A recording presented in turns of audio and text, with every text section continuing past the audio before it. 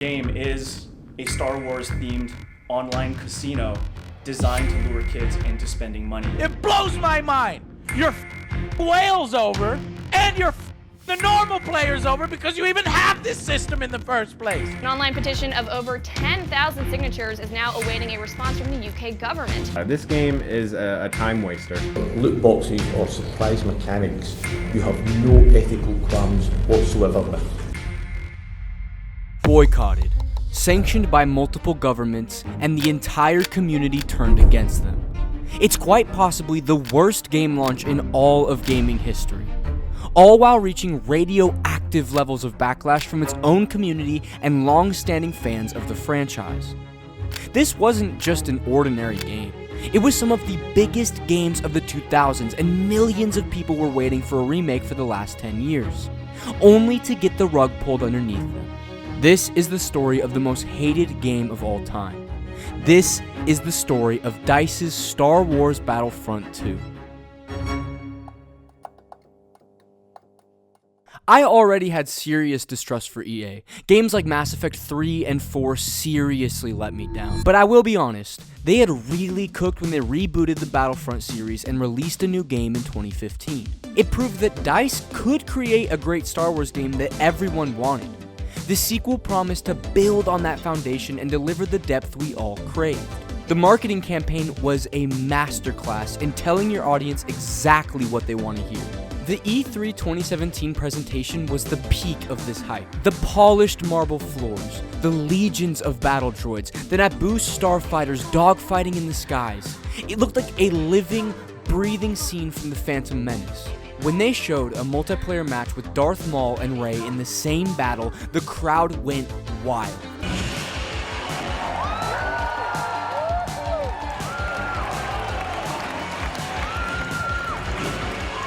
They even brought John Boyega out on stage to talk about his love for the game. But the biggest promise, the one that truly made us believe that EA had changed, was the announcement that Battlefront 2 would have no paid season pass. In that era of gaming, season passes were very common after Fortnite, but also very hated. DLC maps were the other common alternative, but just as controversial. This was because if you didn't buy them, you couldn't play with your friends that had, and that just fucking sucked. So when EA said that the promised all future maps, heroes, and modes would be free to everyone, it felt like a massive olive branch. It felt like they were listening. It felt like they were finally putting the players first. This promise gave them so much goodwill that when the beta dropped a few months later, people were willing to overlook the early warning signs. I saw the loot crates, I saw the confusing star card progression, but the common thinking across forums and subreddits was, it's just the beta, they're still tuning it, there's no way they'll leave it like this for the main launch. Right? I gave them the benefit of the doubt because we were so invested in the dream they had sold us.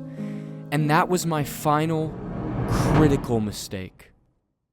The game launches for early access players. I remember the excitement was real. I downloaded it, booted it up, skipped past all the menus, and went straight to the character collection screen. I had one goal, to play as Darth Vader. I found his icon, clicked on it, but my goal was quickly stopped. He was locked, with a staggering price tag of 60,000 credits. Okay, I thought, a little grind, I can handle that. This is a game I'll be playing for years. Then I played for a couple days, and I still don't have enough to buy him. It was then that a post on Reddit went viral after doing the full calculation. Based on the average credit earning rate, it would take a player roughly 40 hours of non-stop gameplay to unlock a single one of the top tier heroes like Luke Skywalker or Darth Vader. This wasn't a progression system, it was a second job. But there was a shortcut. You could buy loot crates. And this is where the entire system revealed itself to be one of the most predatory ever designed. Because these loot crates didn't just have cosmetic skins, they were the entire progression system. They contained star cards, and star cards were not fun side grades, they were direct, powerful in-game advantages. Let me explain just how fundamentally broken this was. Imagine you're playing the standard trooper. You have a thermal detonator with a certain cooldown time and blast radius.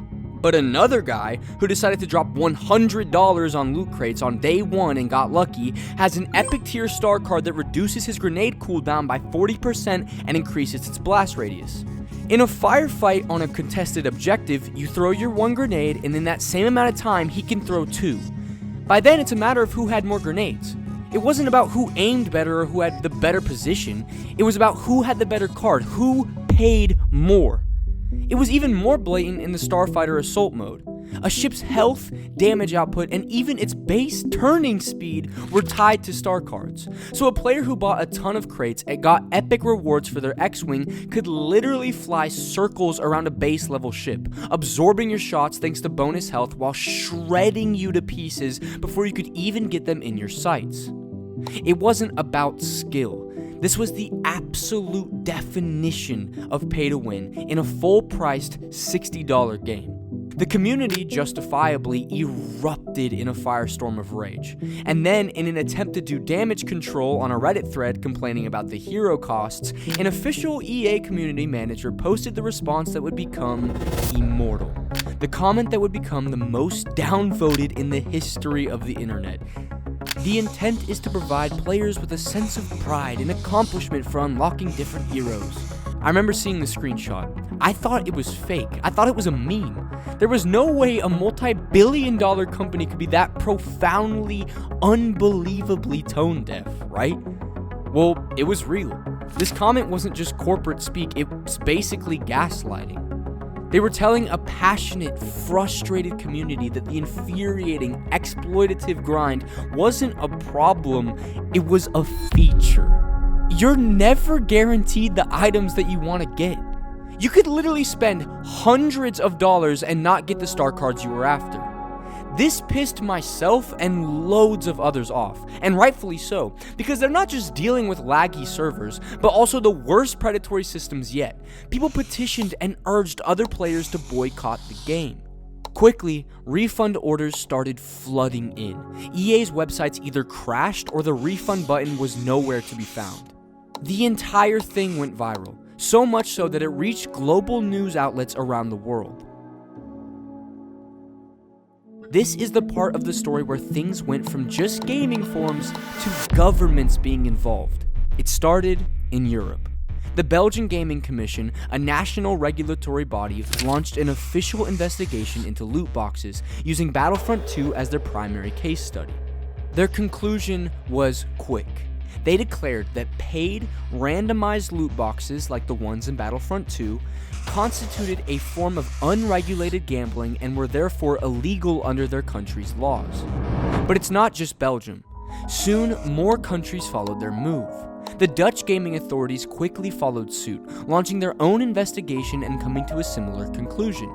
Suddenly, EA wasn't just dealing with angry YouTubers.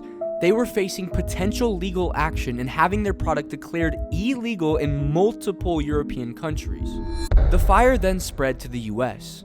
I remember watching a press conference from a Hawaiian state representative named Chris Lee, who absolutely torched EA in a way that made him an instant hero to the gaming community. He didn't mince words. He called Battlefront 2 a Star Wars-themed online casino designed to lure kids into spending money. He and other politicians began to draft legislation to regulate these predatory practices. Suddenly, EA executives were getting grilled by US senators in televised hearings about the ethics of their business model. This was the real-world fallout. The pride and accomplishment meme wasn't just funny anymore. It was being cited as evidence in political debates about consumer protection. This one video game had, through sheer greed, forced a global political conversation on monetization, gambling, and the responsibility of publishers. The mess EA had created was no longer something they could ignore or wait out. The whole world was watching, but that's not the whole story. Facing immense pressure from their business partner Disney, who was reportedly furious about their gambling controversy being attached to their family-friendly brand, their own plummeting stock price, and now multiple world governments, EA's hand was forced. This had all managed to happen in 1 week during the early access of the game. But then, in a stunning last-minute move just hours before the game's official global launch, the CEO of DICE announced that they were temporarily turning off all microtransactions in the game. It was a shocking concession, a clear sign of panic.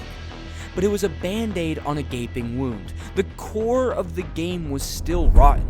The progression was still tied to the star cards people had already gotten from the crates they'd purchased. The game launched as a commercial success, but for many, it was the most anti-consumer product they'd ever seen. But then, the real work began. The development team at DICE, the actual people who built the game, were now in full damage control. They embarked on the long, slow process of fixing it. The first and most important step came in March 2018 with the progression update. This wasn't a small tweak, it was a fundamental overhaul. They completely ripped out the old system, star cards were no longer in crates, progression was made linear and skill-based, you leveled up a class by playing that class, and you unlocked cards with skill points. It's how it should have been from day one, and it was the first real, meaningful apology to the players. After fixing the foundation, they started to rebuild trust piece by piece with content. So much free content. And the true turning point, the moment the community started to truly believe again, was when they announced the return to the Clone Wars. A new community transmission blog post from the developers would drop, where the team communicated with a level of transparency we'd never seen from them before. They gave us the massive, stunning map of Geonosis. They gave us the heroes we had been begging for, like Obi-Wan Kenobi, General Grievous, Count Dooku, and the Chosen One himself, Anakin Skywalker. Each new addition was a clear love letter to the fans. They added beloved special units like Clone Commandos and Droidicas. They took a game that was a global symbol of corporate greed and over 2 years poured enough love and passion into it to transform it into the game we were all promised in the first place. Battlefront 2's disastrous launch became a ground zero event, a flashpoint that sent shockwaves through the entire gaming industry. The public and political backlash was so large, so mainstream, that other publishers who were heading down the same path got scared and changed course. We saw a direct ripple effect almost immediately. The game Middle-earth: Shadow of War, which had launched just before Battlefront 2 with its own heavily criticized loot box market, completely reversed course as well.